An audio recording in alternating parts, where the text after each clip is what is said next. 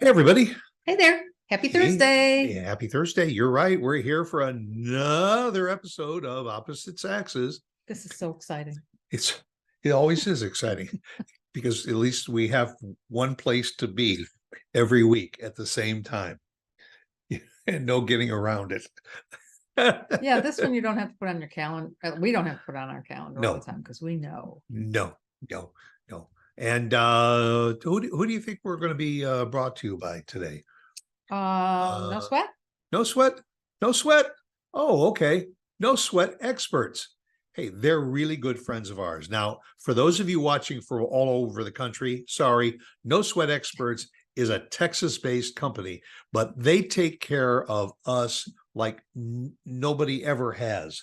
Right. Number one, they have a maintenance program where they come out 4 times a year, not twice, and all. They check everything inside, outside, all around the house and all, and they assess and tell you exactly what's up, what you might need right now, and maybe what you might need down the road. So for those of you that are in the North Texas area, check it out. No Sweat Experts. They can take care of you just like they take care of us. And they do. And they do a very, very good job. We very much appreciate them too. So there a lot has been in the news lately, and there is always plenty that is political that's in the news. And you know what? We ain't going there. We don't do that. Yeah, we ain't going there. No. What we're going to talk about a little bit is something that's maybe a little dearer to all of our hearts, and that is the Screen Actors Guild and the American Federation of Radio and Television Artists. They're on strike. What is that going to mean? Because there are a lot of people that are under contract with those companies. They are part of those guilds. Yeah. That if they're on strike, they're not on camera. So that means for a lot of the live programs like news programs and things like that, you're probably going to see substitute people, the non-members. How long the strike's going to last, who knows? But obviously, if it's the TV writers that are writing week to week on some of the live episodes and all the comedy writers for the evening shows, if they're on strike, they ain't recording shows. The way they're talking is that it's going to be on for quite a while. They think this is going to be an extended? Yeah, because they're just not getting anywhere. And I'm not sure exactly what they're looking for. They're looking for more benefits. They're looking for a rise in pay, which they said they have not had in quite a long time, in many years. What they're most concerned about, I believe, is the residuals. They're not getting any residuals, say, if they have something going on Netflix, Amazon Prime, any of those streaming. And I can certainly understand their protection for that. That I understand as well. You know, especially if they and they have made good money when they did a series, and it could be several years ago. Now, like you said, Netflix or Peacock or one of the other streaming services picks up that show that's been idle for a while and put it in as reruns. Right. And so these actors and actresses are now saying, wait a minute, if you're going to rerun our shows and everything, we should get a little piece of that pie. And a lot of the writers, and I think it probably goes back to your Uncle Si, who was a comedy writer. Yep. They feel it's been a long time since they've gotten any raises, and they just can't make it on the little they're making now compared to inflation and the prices today. They're just, they claim that they are just scrambling around for any job they can get because they're taking on 3-4 jobs to even pay the basic bills. Well, and let's face it, it's I don't know. like many industries, every so often you've got to review the contract and you got to make some changes. And if they're operating under a contract that was written 10 years ago, before all of these streaming services came on board, the same thing is true in the music industry right now, is because you can download anybody's song now and not have to pay a dime for it. and the artists are saying, wait a minute, I worked hard to record that album or that single, and that was premiered on such and such a streaming channel, and I'm getting residuals from them, but now my music is available to the whole world, in many cases for free. Yeah. And it used to be pirated. Now it's more readily available. Well, to record and download. And you see a lot of Fran Drescher now, who is speaking up, because who is she? Did you see her? She really looks good. You think so? Well, and she didn't have much makeup on at all. Yeah. But she is the president of the Screen Actors Guild, SAG. Yeah. You remember Fran Drescher? What was the show she was on? The Nanny. The Nanny, right. And that would be the last person that I would have thought would be a president of SAG. And before her, I believe it was Melissa Gilbert, or maybe two presidents before. Who was Melissa Gilbert? The little child actor on Little House on the Prairie. Right. But these are people that have been in the industry as performers. But you just don't think of them as having these high-powered. But they're the ones that are committed. Take another great example, I think, is Ron Howard, who started out as little Opie Taylor, That's true. As a child actor, and then he carried on some other roles. But he bridged into directing. He has become an extremely proficient and award-winning director, producer, and all. And so he has now been so involved in the industry that he can now be one of those spokespeople to come out and say why this should be changed and this should be changed. Robert De Niro has been very outspoken over the years in many of these areas. It makes you wonder, what is the rest of America thinking? Are they thinking, oh, come on, you're in Hollywood, you have suck it up, you have $1 million, $2, $3, $5 million houses. I don't think the writers, I could be wrong, very wrong, I don't think that they have these multi-million-dollar houses, although I guess if they're a good writer, they could.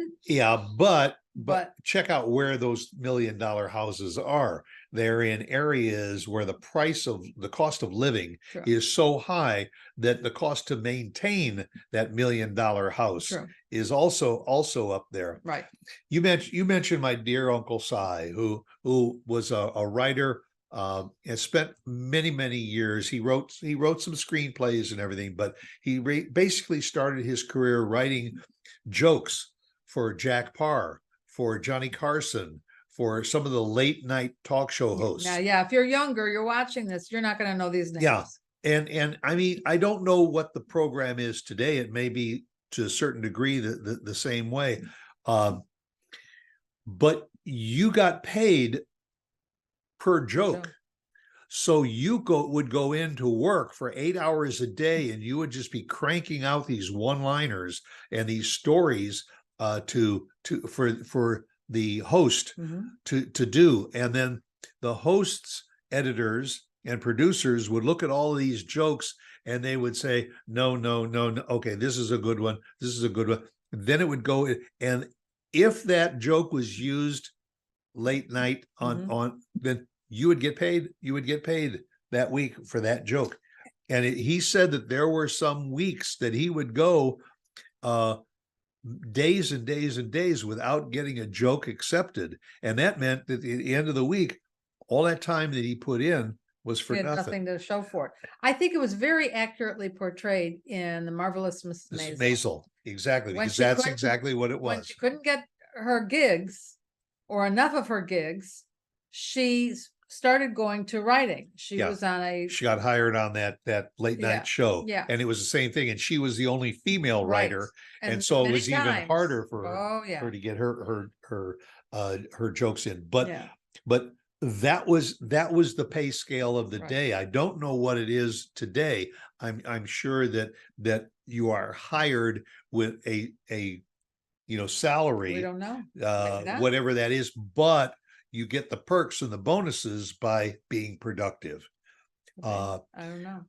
But I certainly understand now that when you want to watch reruns, or for instance, some of the new series we started watching, On Netflix and Prime? yeah, on Netflix and Prime, and all of a sudden, while you were following that, now the new season is on Showtime Yes. or it's on Paramount Plus. Outlander did that. It was on Netflix, and boy, it switched over a Yeah, couple of and the different idea times. was that if you really liked the show, you were going to cough up the money to now subscribe to the new streaming. Right.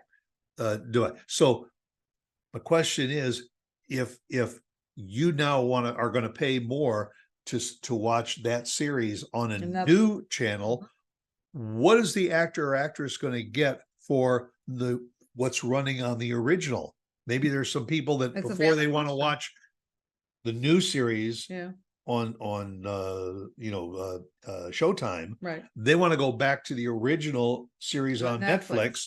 and they want to watch the previous 5 seasons. Are the actors and actresses getting residuals Well, for I that? think that could be one of the things that they're talking about. I don't know. But I think it's gonna affect the fall lineup for darn sure. If you like your TV watching and you are looking at certain shows for the fall, I'm not so sure you're gonna see them. Well, and the question then too also Like our is, Chicago Fire or Chicago PD, Yeah. that we kind of watch that religiously. but if those were all taped in advance in the spring for release in the fall good. because of the strike, is the owner, the network Yeah, that has that, is he going to be able to release all those new episodes in the fall if well, I don't know. We'll find there's out. still a strike going on? And Yeah, keep in mind, folks, you're not just talking about some actors and actresses that are in these shows. There's the technical staff, there's the production staff, Yeah. there's a support staff, and very often when one of the groups goes on strike, the others support it. Yeah, Some will try and work around it, but that's what they've been talking about. How people, it's not just the actors, it's not just the writers. It's the guys with the mics, it's the guys in the cutting room, it's everywhere. The cameramen, the guys holding the microphones. I mean, Right, you right. name it, whatever goes into it. Well, and I they're think that's affected. the case of this strike. It started with the Screen Actors Guild and the American Federation of Television, AFTRA, Yeah. said, okay, fine, we will support you because we're not the same organization, but we are complement organizations. I thought it Yeah. started. No, I thought it started with AFTRA first. It did? Yeah, And then because SAG? now, well, maybe not, because they're talking about the actors from Oppenheimer, the new movie on the atomic bomb, Right. how they couldn't stay at their premiere in London. They had to leave because they wanted to support the strike. Yeah. So maybe it was. Except that it was started at SAG. already in the can, and that was already released. Yes. So I'm not sure how that's going to affect the people that It- if it's already a done deal, contract is Oh signed. yeah, there was no problem there. What they were talking about is a lot of people were not being so nice to the people leaving the premiere, because they said, come on, the fans Yeah. are waiting for you to be there and you owe it to your fans. But they felt, yeah, we do, but we're here for a short time, but we also owe it to our friends. That's like actors or actresses that have a bug up their butt for something and they don't show up to win an award, and Oh, all yeah. because they're against Yeah. something. Well, it should be interesting to see what comes out of it. But when they interview these muckety mucks from the big corporations, Disney, NBC, whatever, they're not giving in. I've seen their interviews. They're just they think Because everything it's is gonna fine. hurt their pocket. Well, yeah, of course. So that's why course. they go back and forth and back and forth. And But I think they're barely talking at this point. well, boy, well, And so that could very, very seriously cut into our couch time. It could, I mean, and you're talking. 'Cause you're this gonna is go also- click on a show you're getting ready to watch and say, this show is not available currently due to the SAG and AFTRA.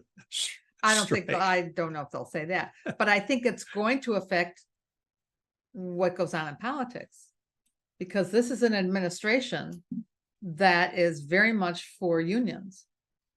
Yeah, And so I'm sure you're gonna start hearing all types of, this is a country that's basically pro unions Yeah. too.